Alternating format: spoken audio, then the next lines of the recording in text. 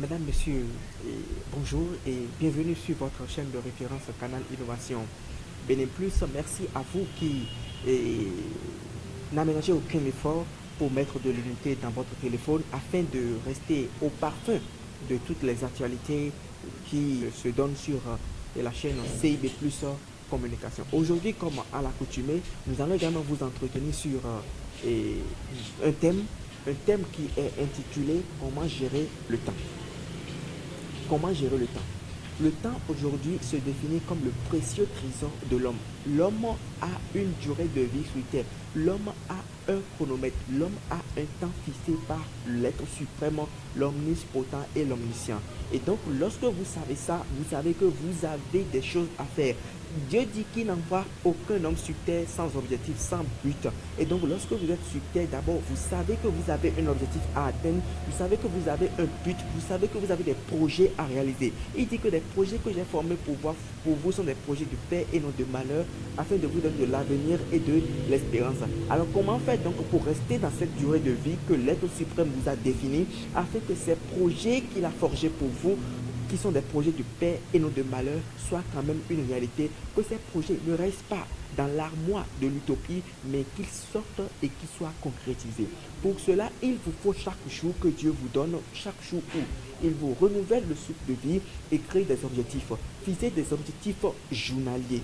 Donc, c'est le premier point, savoir fixer des objectifs journaliers. Alors, qu'est-ce que nous appelons objectifs journaliers? Et laissez-moi vous dire que l'objectif journalier, c'est des plans, c'est des objectifs qui sont rattachés à 24 heures, à une journée tout entière. Donc, lorsque vous démarrez la journée et vous savez que vous avez des objectifs, vous mettez toute votre énergie, vous canalisez votre énergie afin de ne pas quand même aller dans tous les sens. Vous savez ce que vous êtes appelé dans la journée à faire. Vous savez, lorsque vous vous retrouvez par exemple à midi 00, à 12h00 ou à 13h00 et vous êtes à un objectif sur 10 par exemple, vous savez que vous n'êtes pas encore efficace, vous n'êtes pas encore efficient.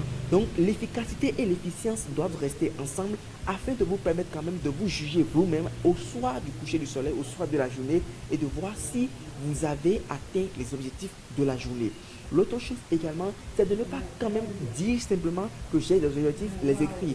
Mais également, après avoir écrit ces objectifs, il faut développer l'attitude. On dit, et l'attitude crée l'habitude.